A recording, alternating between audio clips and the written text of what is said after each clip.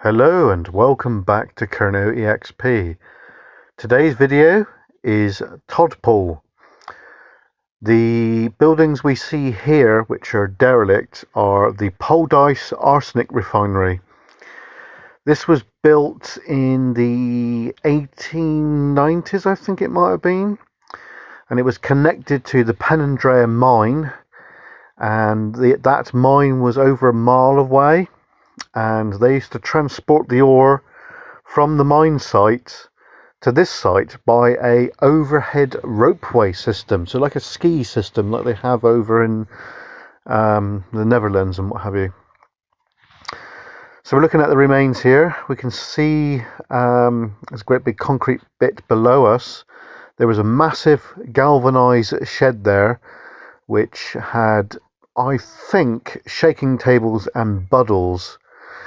Now, we're just turning around, folks. Where are they to? Now, these things at the bottom of the screen, these are stamps, and these crushed the rock from a good size rock size to a sand, and that sand was then processed into cassiterite, which is tin and copper ore.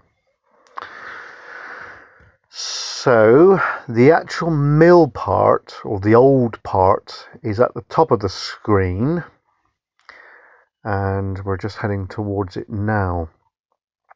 Now, the reason why I know so much about this particular site is because my family lived in a miner's cottage, which we're going to see in a minute, and my great-grandparents lived in one cottage, and my grandparents lived in the other, and they stayed here until I think it was the mid-1950s, and then my gran applied to have a house at Mills Street at St. Day, and you had to prove that you had connections to the mining, Cornish mining, which my family does, and that's why they got the house at Mills Street. Mills's Trust, they call it. Now, during World War II, folks, just ahead of us, this bit of land we're coming up to now, this is where the American GIs were based during World War II, just before D-Day. It's not just this location, also Wheel Busy, which is not far away, was another encampment of American soldiers. So we're just getting close to where my family lived. So the houses are, well, we'll get to them in a second, folks. Now, my granddad said there's a river that goes through here, and he used to call it Todpol River and Todpol Harbour. He used to wind me up something chronic. But apparently they dug up a great big beam, which was probably for the mining trade. And and then they had trouble with rats down there, and they used carbide, which is what the miners used to use in their lamps. And it's quite dangerous because you can turn it into a bomb, and Grandad did, and he had a bit of fuse, and he blew this granite coin out. There was nothing left of the rat, it just disintegrated. So these two buildings in front of us, not the one on the far left, but the two there. Now, the one on the left, or the middle, as we can see now, which we're getting close to it, this is where my great-grandparents lived, and the small one on the right, that's where my grandparents lived. Later on, my Uncle Jim moved into the house in the middle there. Grandpa told me that he made a aerial in the trees at the back, and he brought that in to the house, and they managed to pick up a good radio stations back years ago. So this is my ancestral home, folks. Those houses right there.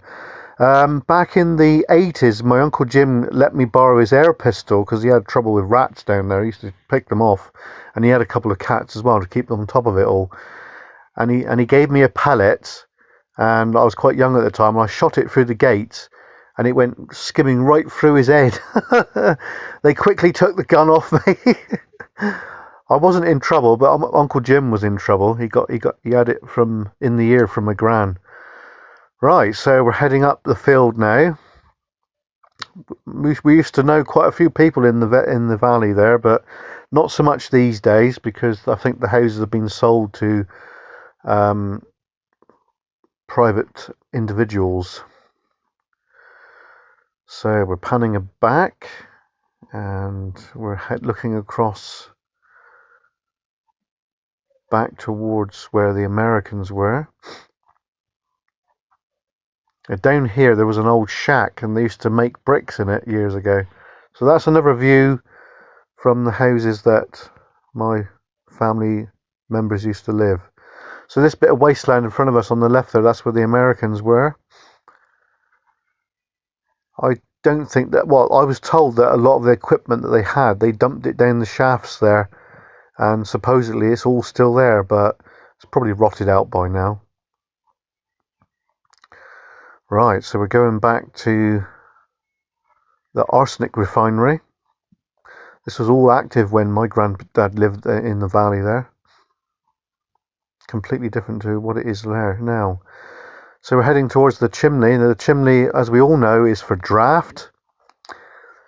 It's got a long flue on it, so that could have caused quite a decent amount of draft. That's where the arsenic was captured. There's a labyrinth back there, and that the arsenic was captured in the labyrinth before it went up the chimney, basically, and out to atmosphere. So there's the chimney. They extended that a few years ago because it did fall down. You can see the different colour of the bricks. The lighter bricks are the newer bricks. So we're right over the top of the chimney now.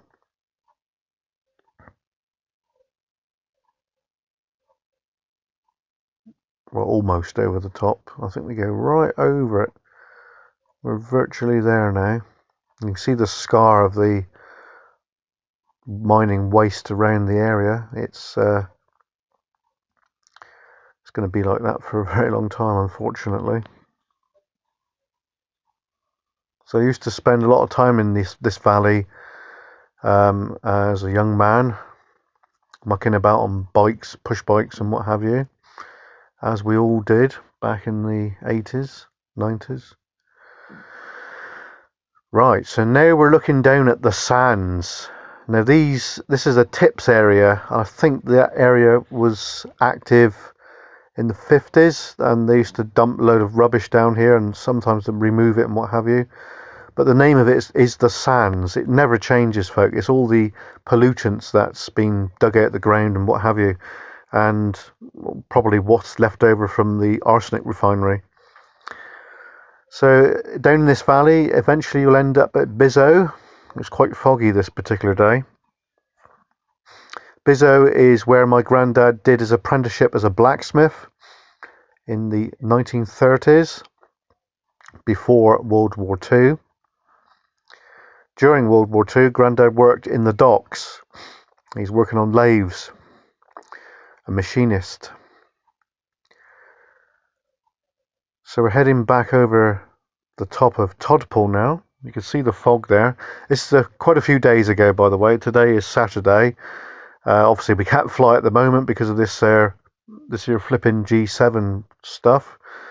I'm not going to say what I think of it, but you can probably guess. So we're heading up through Todpol. There is a couple of chaps there that actually know who I am because of the family connection. So my great-grandparents and my grandparents lived in those cottages during World War II. My gran used to work at the island down St Ives making gas mask bags. And then after that she went to Bickford Smiths in Tucking Mill. I think it was a fuse factory. So my gran was quite a very important person for the war effort. And my granddad, basically. My Uncle Jim was in the Desert Rats, folk. And he shot a German sniper and he took his cap badge off, and I've got that badge now today. Excuse me, family heirloom. Unity Wood Mine. Grandad remembers this engine house, the big pump with the roof still on it and parts of the engine still there. and he used to know somebody that remembers both of them working. Amazing, eh? Whoops. Louis cat, you naughty boy.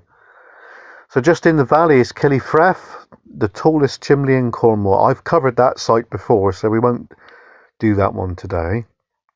So that one's the Whim, and that one's the Pump. The pump would have worked 24 hours a day, because as you can imagine, water is a barrier for the miners, hence the engine working 24/7. And if that was to stop, that could endanger the men in the shaft. St Day area, this is part of it, was the richest mile in Cornwall at one time for tin and copper ore.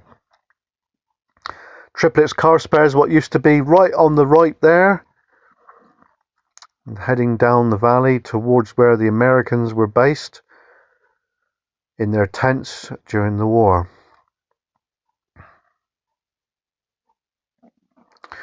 Right folks, so I hope you're enjoying the video so far. We're going to dub in some music now, so let's go.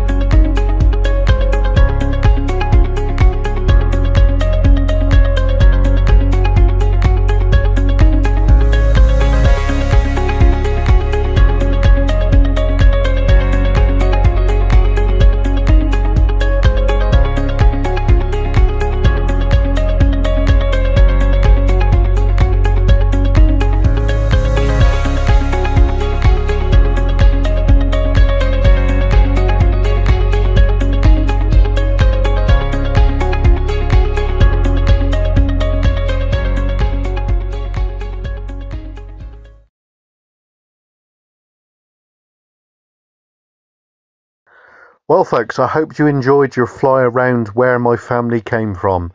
We'll be back again on Monday with a new drone flight. Cheers and go on.